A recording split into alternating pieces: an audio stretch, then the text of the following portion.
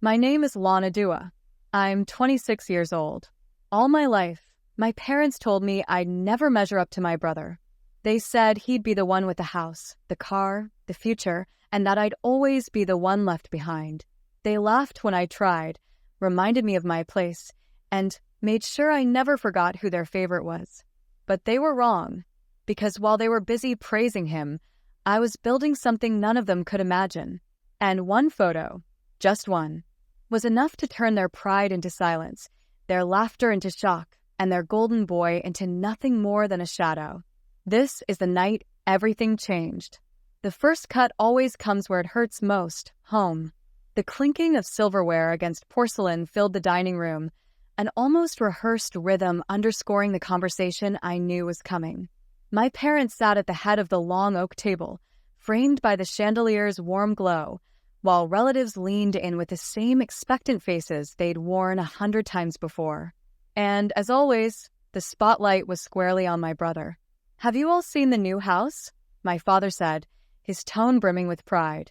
3-car garage, pool in the back, the works. He's done so well for himself. That's what happens when you work hard and think ahead. Laughter broke out. Compliments rolled in. My aunts cooed, as if he were a newborn child they'd just discovered. My brother leaned back in his chair, one hand casually resting on the armrest, as though he were a king and we were his audience. He said nothing he didn't need to. The room did the bragging for him. When the plates were cleared for dessert, my mother finally turned her eyes toward me. The smile she had worn moments before flattened into something sharper. "And then we have you," she said, her voice pitched just high enough for the table to hear. "Sweetheart, we love you, but you'll never be rich like your brother. That's just the truth. Better to accept your place than waste time chasing what you'll never cass." Her words didn't sting. They sliced, clean and deliberate. My father chuckled as if she'd delivered a clever joke. The aunts and uncles followed suit, polite chuckles to keep the rhythm of the evening alive. My brother didn't laugh. Instead, he smirked, his eyes glinting with something heavier than amusement. Satisfaction. I lifted my fork, took another bite, and smiled. That was all. No protest. No explanation. No defense. Just a simple smile, soft enough to look harmless, steady enough to make him shift in his seat. Because while their pride swelled over what he owned, I held something none of them could measure. Something bigger than their imagination would allow. The following afternoon, the family gathered again, this time at my uncle's house. A different table, but the same roles. My brother, once again, was the centerpiece. He went on about mortgage rates, stock options, car payments, things he thought sounded like wisdom but rang more like a script. They lapped it up, every word, every shallow detail. When he finished, my father raised his glass as though the whole evening were a toast to him. "This is what success looks like," he announced. Then, lowering his voice but not enough for me to miss, he added, "Some of us just don't have it in them." The laughter came again, predictable, hollow. I waited. When the room quieted, I slipped my phone from my bag and placed it on the table. No announcement, no fanfare. Just a single motion. The screen lit up, casting a pale glow over the polished wood. One photo filled the screen. Me, standing in front of a gleaming private jet, shaking hands with a man whose face every person at that table would recognize from news articles and business magazines. Silence fell instantly. My mother's hand trembled, the glass she was holding tipping just enough for water to spill across her lap. She didn't notice. My father's jaw slackened, his lips parting as if he wanted to speak, but couldn't find the words. My aunts leaned in closer, eyes darting from the plane to the billionaire CEO's unmistakable smile, then back to me as though trying to make sense of the impossible. And my brother who had been so sure of his throne, sat frozen. The smirk was gone. In its place was something raw, unfamiliar. Fear. "Funny thing," I said, my voice even, almost casual. "The man in this photo just made me his business partner." The words didn't need dressing. They were enough. Enough to hollow out the pride in the room. Enough to turn every laugh into silence. Enough to make the same relatives who mocked me stare at me as if I were the one holding the crown all along. The photo still hung in their eyes when I slid my phone back into my bag. The room felt different, like oxygen had been replaced with something heavier. Nobody spoke, and in that quiet, I could hear the nervous taps of my brother's fingers against the table. He was still staring at me, his jaw locked, his face pale. It was my mother who finally tried to patch the silence. She forced a shaky smile, pretending to laugh it off. "Well, isn't that something? Who knew you were, involved with that sort of thing?" Her words stumbled. They had always come sharp and polished when aimed at me before, but now they wavered, as though each syllable might betray the storm in her chest. I only nodded. "It is something." My voice was calm, steady. I wanted them to hear how unshaken I was. My father shifted in his chair. He had been the loudest one at dinner last night, but tonight his authority seemed thinner. He leaned forward, elbows pressing into the table. "How exactly did this happen?" he asked, voice low, trying not to sound desperate but failing. I let the question hang. Let him feel the weight of not knowing. Then I said, "Right place, right time, right idea. The details aren't really what matters right now." That answer burned him. I could see it in the tightness of his jaw, the way his eyes darted to my brother as though seeking reinforcement. But my brother wasn't in any position to help. He was still too busy trying to process what I'd just dropped into his kingdom. Across the table, my uncle cleared his throat, the sound too loud in the tense room. "So, you're saying you're working with..." He stopped himself, as though even speaking the billionaire's name might somehow draw him into the conversation. "With him, yes." I didn't bother dressing it up. Simplicity landed harder. My aunts exchanged quick glances, the kind that carried questions they didn't dare ask aloud. I could feel their confusion, their curiosity, their sudden need to recalculate everything they thought they knew about me. For years, I had been the shadow at these gatherings, the one dismissed, overlooked, quietly tolerated while all praise was poured onto my brother. I had played my role without complaint, letting them believe I was small, unremarkable. That belief had been my cover, and now it was my weapon. My brother finally spoke, his voice strained, louder than necessary. "Anyone can take a picture with someone famous. Doesn't mean anything." There it was, the desperate attempt to reclaim control. He leaned back, but his posture betrayed him. He wanted to sound unaffected, but the tremor in his tone exposed the truth. I looked at him, meeting his eyes fully. "True. Except not everyone gets invited to fly on his jet, sit in his office, and sign a contract." I didn't raise my voice. I didn't need to. Every word dropped like a stone into the room, and I could see the ripples crash across their faces. The color drained from my brother's cheeks. He tried to hold my gaze, but his eyes darted away. My father rubbed his temple. My mother kept her lips pressed tight, as if sealing in everything she wanted to say. I leaned forward, resting my hands on the table. "You all wanted proof. That was it. The photo was just the beginning." The quiet after that was heavy, so I pushed back my chair and stood. "Enjoy the rest of the evening." I walked out without waiting for a reply. Outside, the cool night air hit me like freedom. For the first time, I felt the balance of power shift entirely in my favor. But I also knew this wasn't over. That room wasn't built to accept silence. My family would scramble, claw, and search for explanations. And my brother, he would not let go of his throne without a fight. The following week confirmed it. Messages began pouring in. My mother called 3 times in one day, her tone different now, gentler, too sweet to be real.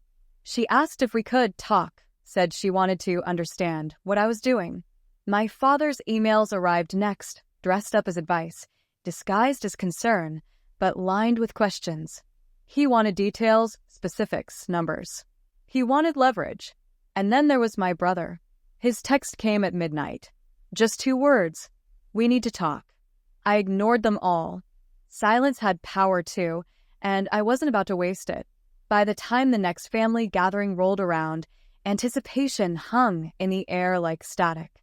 They had spent weeks circling the same unanswered questions, and tonight they wanted answers. The living room was crowded when I arrived. My brother was already holding court, retelling his stories about his car and his house, though the energy was off. The laughter didn't sound the same, the compliments carried less weight. Everyone kept glancing toward me, waiting. When I walked in, conversations paused. My mother rushed to greet me with an embrace she hadn't offered in years. "We're so glad you could make it," she said, clutching my arm too tightly. I smiled politely and slipped free. Wouldn't miss it. As the night moved forward, I let them circle me like hawks. Questions came in disguised packages. "How's work? Traveling much lately? That must be exciting." They wanted to drag me into detail, but I gave them nothing more than careful, clipped responses. Enough to confirm their suspicions without giving them anything they could use. My brother grew restless. His stories weren't landing. The attention kept sliding toward me, no matter how hard he tried to reel it back. I could see the frustration building under his skin. Finally, he snapped. "So, what exactly do you do?" he asked loudly, cutting across the room. The question was sharp, aimed to pin me down. "I mean, you keep dropping hints, but what's the real story? Because I think people deserve to know." The room fell quiet again. All eyes turned to me. I set down my glass, leaned back, and looked directly at him. "You want the story?" I asked. He nodded, arms crossed, waiting. "Here it is," I said slowly. "I'm building something that doesn't need your approval or their applause. I don't need to list out every detail for you to measure and mock. What I do need," I paused, letting the silence stretch, "is for you to understand that you're not the only one worth talking about anymore." The room stayed still. My brother's face tightened. He wanted to argue, to throw something back, but the words caught in his throat. I stood again, this time deliberately slow, and glanced around the room. "I think that's enough for tonight." Walking out, I felt every gaze follow me, every thought spinning. I had given them no specifics, yet I had taken complete control of the conversation. That was the key. Let them wonder. Let them twist themselves into knots trying to figure me out. By the time the next family gathering came, I already knew it would be the last one that unfolded in the old way. The weeks of silence, speculation, and unanswered questions had eaten at them. I had let them stew in uncertainty, and uncertainty was the sharpest blade. When I arrived, the atmosphere was brittle. They tried to mask it with forced smiles and small talk, but the tension clung to the walls. My brother was pacing in the corner, rehearsing his lines as though he'd prepared for this night. My mother hovered by the door, too eager to greet me, and my father stood with his hands clasped, staring at the floor until I entered. "Glad you're here," he said, though the words were hollow. I took my seat at the table without replying. This time, there was no long preamble. My brother jumped in quickly, his voice sharp, his eyes locked on me. "Enough games. We're all tired of your hints. If you're really what you claim, prove it." It wasn't a question, it was a challenge.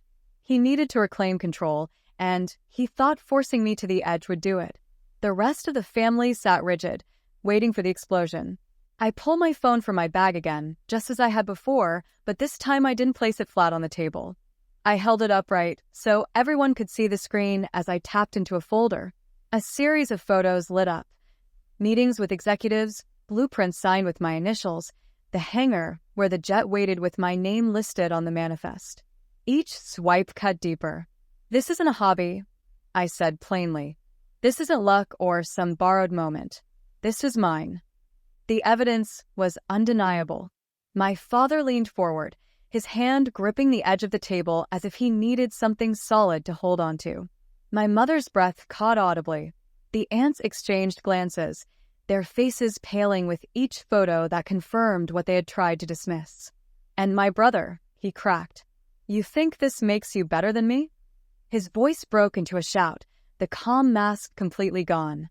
"You think one lucky connection changes everything? I built my life with hard work, with my own hands. And you," he jabbed a finger toward me, "you just walked into something you don't deserve." The room went still again, but this time, I didn't let the silence save him. "You built your life on the praise they handed you," I said, my voice steady. You built it on being their golden child, on believing no one else could shine. And for years, I let you believe it because it suited me. But here's the truth. While you were busy polishing your trophies, I was building an empire you couldn't even see. The words landed like strikes. I didn't need to raise my tone. Calm carried more weight than fury. My father finally spoke, his voice quieter than I'd ever heard it. So all this time, you had this going, and you never said a word? I met his eyes. You never asked. You were too busy reminding me of my place. He looked down, ashamed but too proud to admit it. My mother's lips trembled, though she said nothing. I turned back to my brother. This was never about being better than you. It was about proving that I never needed your approval, or theirs, to become who I am. And now you can stop comparing me to you, because there is no comparison. For once, he had nothing to say. His shoulders sagged, the fight drained out of him. I stood from the table and looked around the room one last time. You all spent years telling me what I couldn't be. Now you've seen who I am. That's the end of the conversation. I left them there, my parents, my brother, my relatives, all of them sitting in the wreckage of their own assumptions.